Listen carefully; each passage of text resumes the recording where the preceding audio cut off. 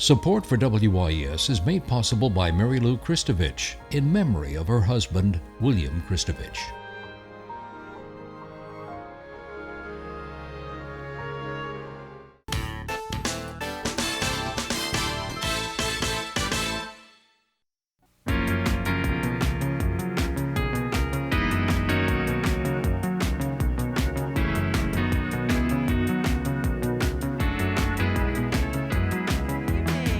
Scott Laborde, and welcome to Steppin' Out, spotlighting the New Orleans area's arts and entertainment scene. Seated at our table tonight, we have Broadway veteran singer, tap dancer Ted Louis Levy, here to discuss Le Petit's current production of Jelly's Last Jam, and he's playing Jelly Roll. Welcome. So glad to see you, sir. Hello.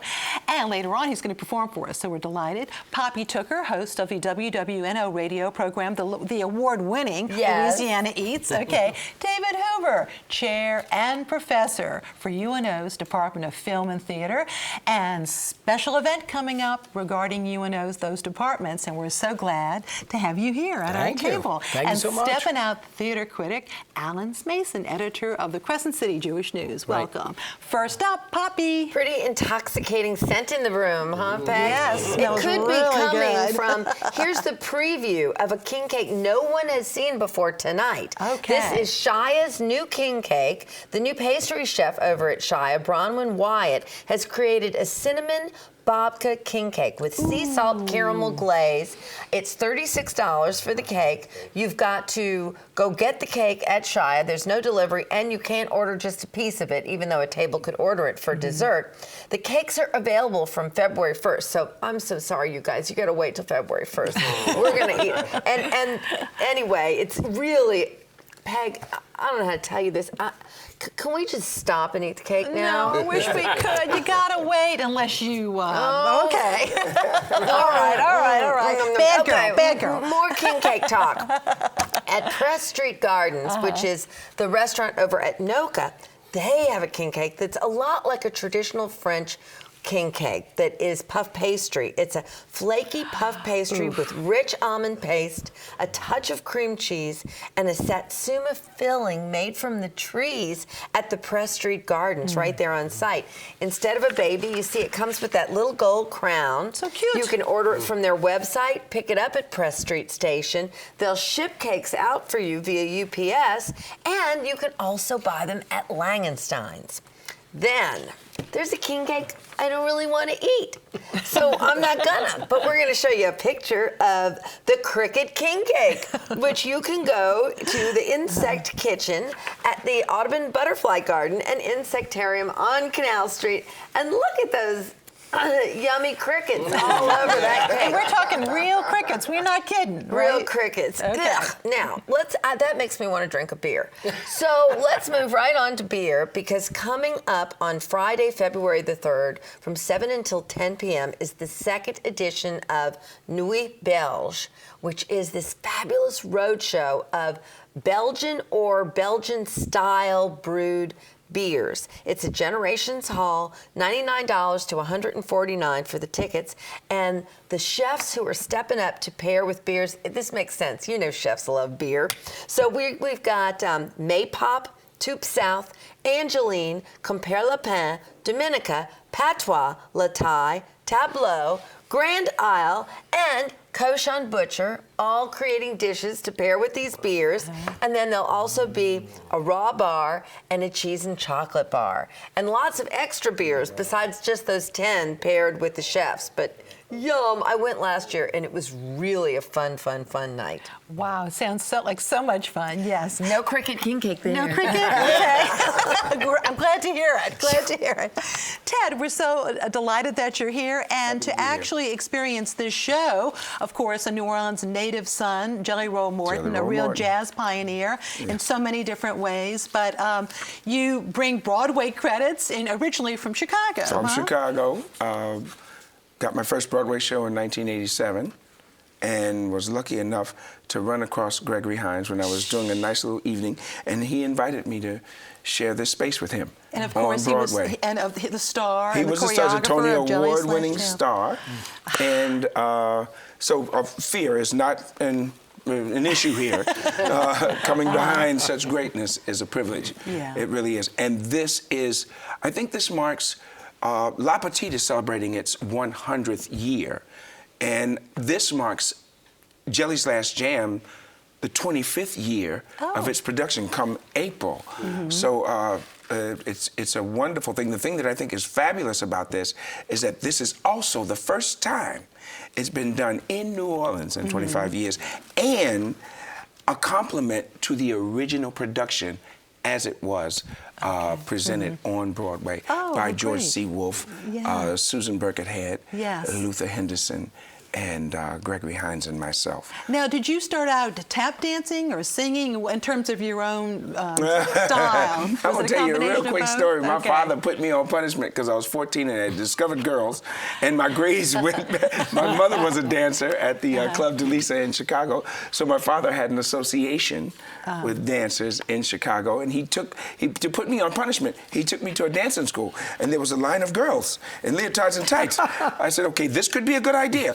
But when we put on my tap shoes, everything else disappeared. Yeah. And all I could hear was the rhythms. And in this particular show, one of the interesting aspects of it is how Gregory Hines and George Wolfe wanted to use tap dance as Agnes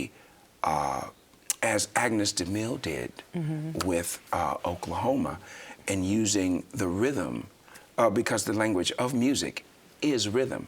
If you look at the page, you just see rhythm. It is the artist's chosen instrument that is their voice. So what we wanted to do was take Jelly Roll Morton as a piano player and use the metaphor for rhythm, tap dance being the rhythmic component and the complexities thereof as he went on his journey through his life.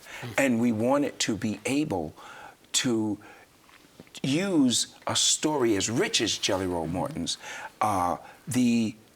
from New Orleans, one of the cradles of jazz. Yes. And of course, he was from New Orleans, and he's from New early Orleans. Upbringing was absolutely here too. Absolutely here, and the whole Creole, the Creole aspect of his culture also reflects the American journey completely. So George Wolfe's genius was to take the American journey, jazz, and take those journeys and pull them together and see how we can tell the story of maybe many of America's unsung heroes. Absolutely. I have to tell you, I'm such a traditional jazz fan, and especially a big fan of Jelly Roll.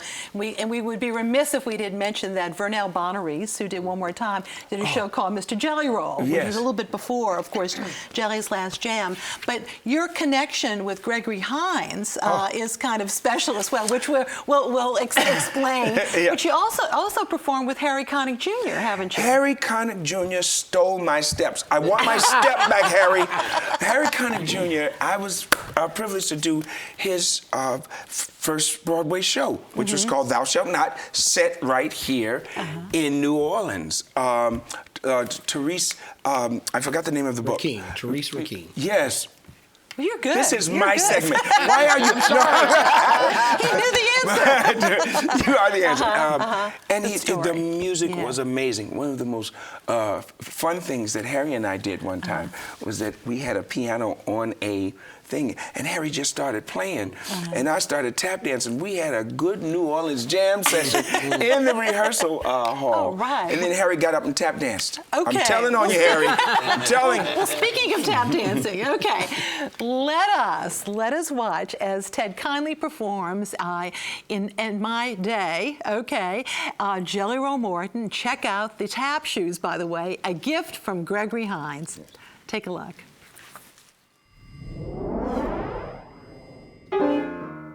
La Petite Theater, 100 years. Jelly Roll Morton, New Orleans son, native son, Ted Louis Levy, on the rhythm track. In my day, this man was made of money. You know it, yeah, in my day, these hands were dripping honey. I'd flash 'em that savoir-faire and toss 'em a smile. What you folks call style, I used to call the high tone. Who's it? How you learn to use it? In my day, this man came up with a sound, swinging, and incidentally in my day, it got to getting around, 'cause I was Yeah, as good as that. Mr. Mozart would have tipped his hat. Believe me when I say I was something in my day, really something in my day. Oh, hip up, keep a do the back of the baby, down. Up, I give you that. Ho, ho.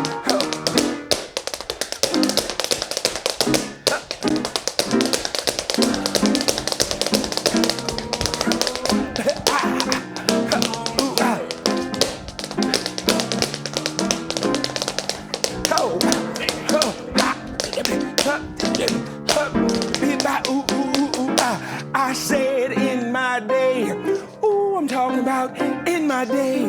I was really something in my day, going home.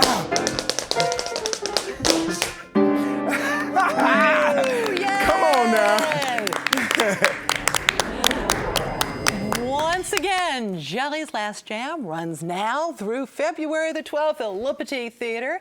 And now we are delighted to tell you about New Orleans Magazine's quiz queen, Julia Street. She has a question for us. Last time, Faye Leiter named the 3 uptown New Orleans avenues that are named after presidents: Washington, Jefferson, and Jackson. Now tonight's question. King cakes have become multicultural. Name bakeries with an Italian name and a Vietnamese name that are known for their wonderful king cakes. Email your answers to steppinout@wyes.org. Our prizes. Tonight we have a year subscription to Louisiana Life magazine. And thanks to our friends at Pelican Publishing, we have a copy of the book Mardi Gras, Chronicles of the New Orleans Carnival by our own Errol Laborde. And we have 2 dish towels with the messages, I love gardening very mulch, and beyond a reasonable trout from our friends at wearablevegetables.com. And we also have a pair of free admission passes, hey, those crickets, okay, to either the Audubon Zoo, Aquarium of the Americas, or Butterfly Garden and Insectarium. By the way, Kitchen Witch, our pals, they'll be hosting a book signing with Erin Robin for her children's book, Little Lavo. That's tomorrow at 11 a.m. And they're still hosting their Hump Day happy hour every Wednesday. And of course, you can see that right there from 5 to 7.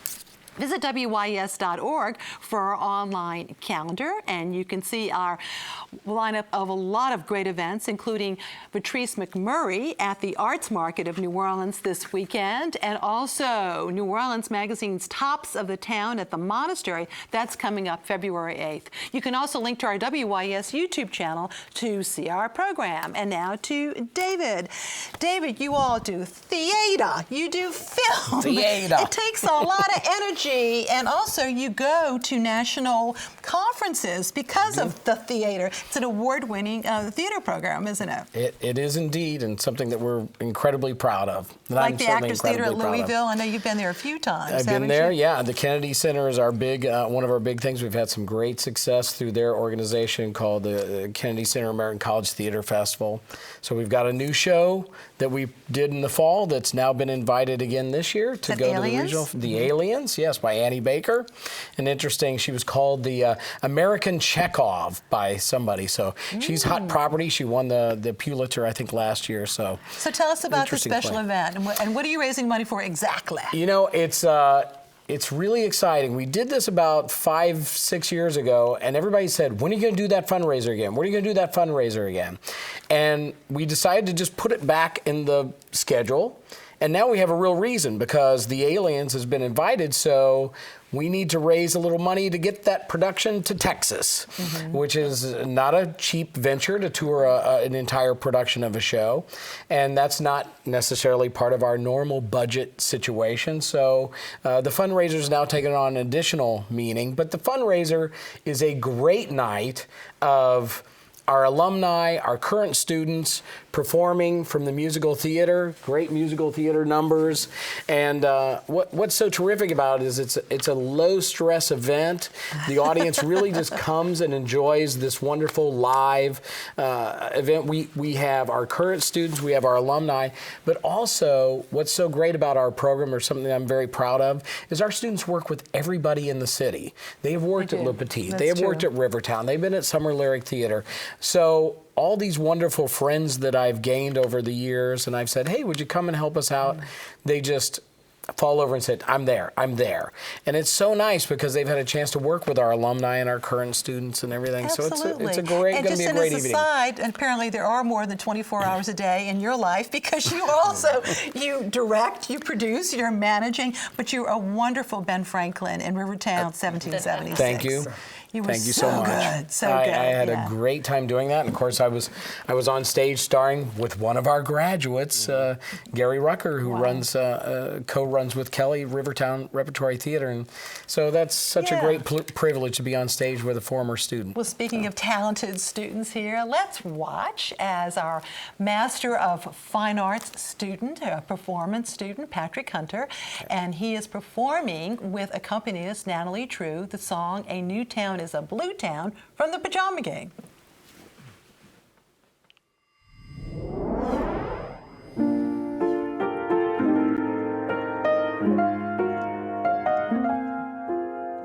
A new town is a blue town.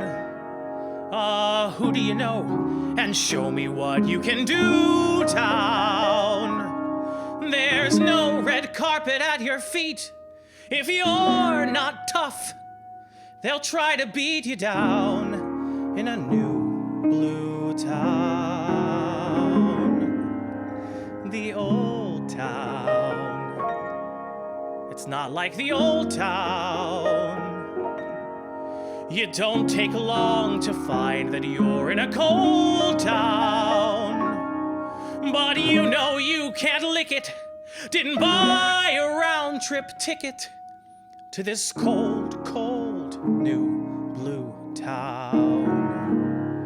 Well, nobody asked me to come here, and nobody asked me to stay.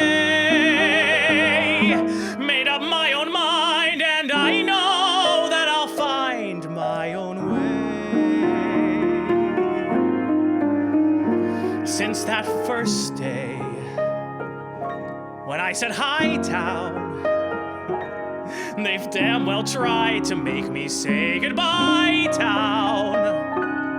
But I won't leave until I make it my town. They'll see this one-horse, two-bit hick of a new town ain't gonna lick me.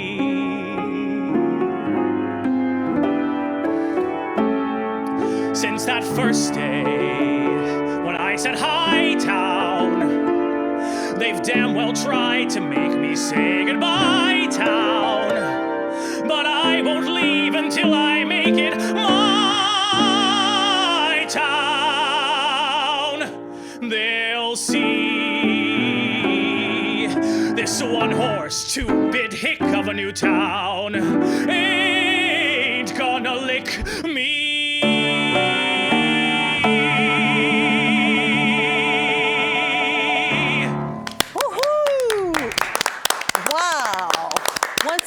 Thank you to Patrick Hunter and Natalie True, and Broadway Nights too. That will be held Saturday, February the 11th at the NIMS Center in UNO's Performing Arts Center. And before we go, of course, to Alan, we have to go for our Artist Spotlight. Here are two roosters from Proteus's 1896 parade. It was called Dumb Society, and that's by printmaker Christopher Kirsch.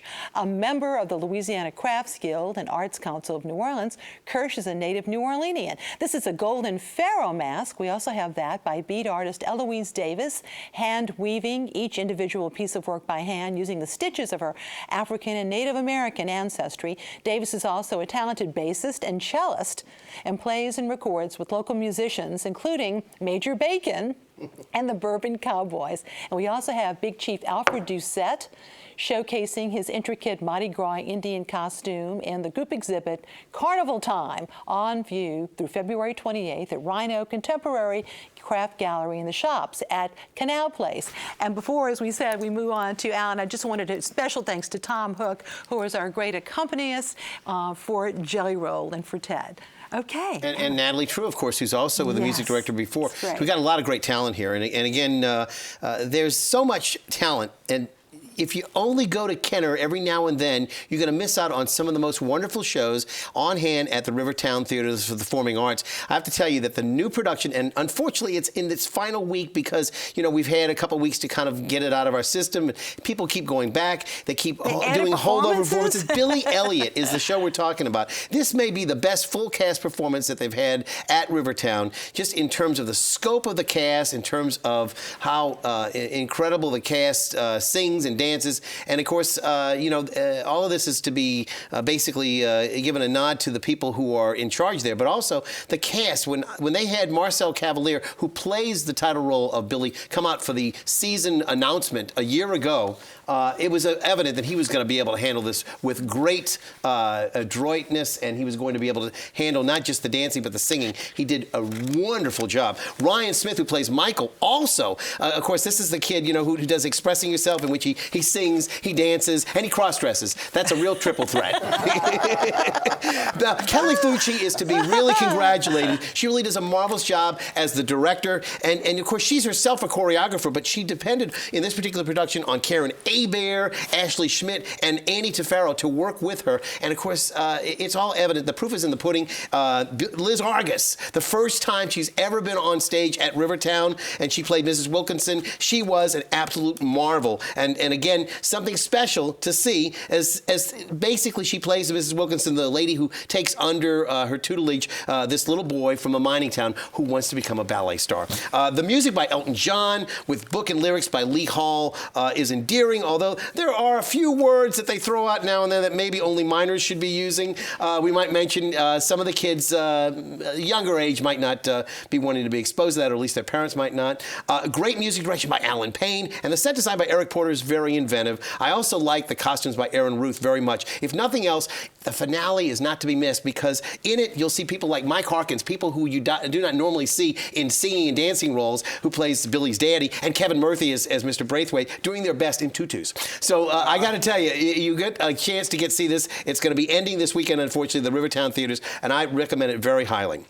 Now, meanwhile, a legend, if you will, that started some years back was Aaron Sorkin's first outing as a writer. This is when he did A Few Good Men. He was working as an erstwhile bartender, and supposedly he wrote this storyline that he had heard about from his sister, who was working in the JAG Corps, apparently, and had written all these things on napkins. Well, I think that's really a legend, because this thing has been polished and honed. It's become a movie, of course, very famous with Tom Cruise and Demi Moore, Jack Nicholson. And of course, several times thereafter, it's been also redone. But this production, a joint project with the NOLA Project and the Delgado Community College Theater Department, is really quite outstanding. Jason Kirkpatrick directed this dramatic piece, but it really has a surprising amount of comedy in it. And I was really surprised and taken aback, because I'm usually used to seeing the small scenes. I'd never seen the actual production before, so I was really delighted to see how much humor there is, carried off by A.J. Allegra, and of course, the cast of 20 staff there, all men,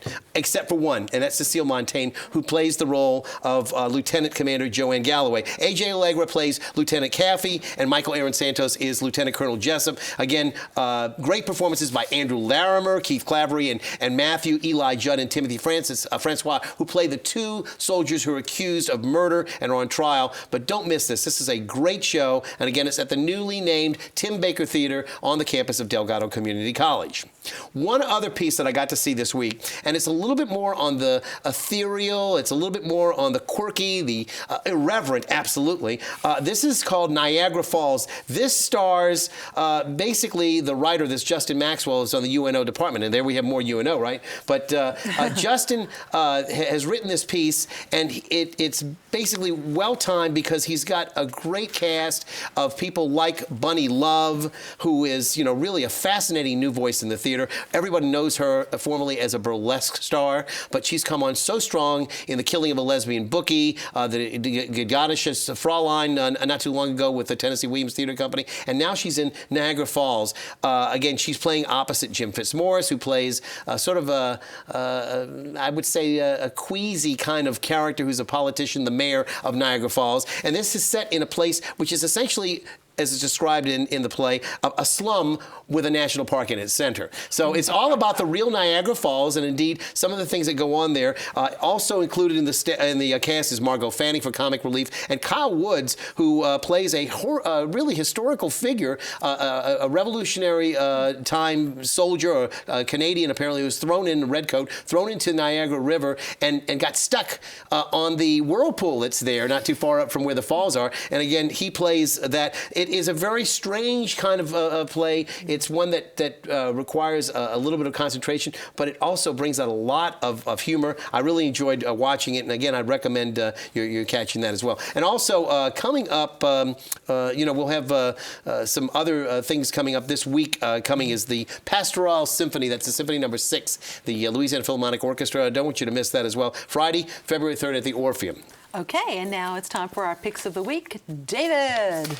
I'm going to say the 610 Stompers, because I've got my mustache going, have their debutante ball Friday night. It's a great event. Next Friday? A lot of fun. Okay. This next Friday, February the 3rd. Okay. And it's a great party for And we good should cause. point out that you are a 610. I am indeed. Okay. Yes, I am. All right, Poppy. Don't forget the King Cake Festival at Champion Square this Sunday. And then uptown on Tuesday, the Ruby Slipper is throwing a preview VIP party benefiting the Sugar Roots Farm, Oregon, and it's incredible, the new Ruby Slipper on Magazine Street right next door to Coquette. Oh, great. Ted.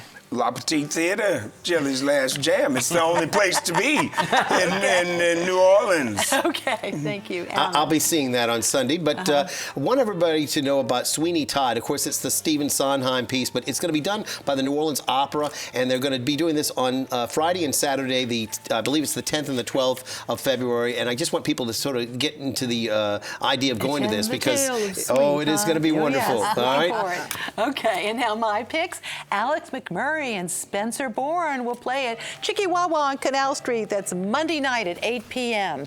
And John Kemp will sign his book, Expressions of Place, focusing on many plein air artists. That's Thursday night at the Ogden Museum during Ogden After Hours, featuring the 101 Drummers, and that's from 6 to 8 p.m. Looking ahead, don't forget the WYS presents the Orpheus Den Tour Saturday, February 11th from 2 to 4 p.m. at Mardi Gras World. Call 486-5511 or visit WYS.org for more information about all that. Looking forward to all kinds of great Mardi Gras stuff. Boy, we got a lot for you. Look at that whistle, Alan Smason. You announce a lot of the balls. That's right. This don't is you? the narrator. I have my white gloves, of course, to go along with my whistle. So we're going to be doing a lot of balls coming up. It's really starting now. Absolutely. Well, thank you all so much. Welcome. Thank you. Welcome. Thank you all. Thank you for watching. Good night.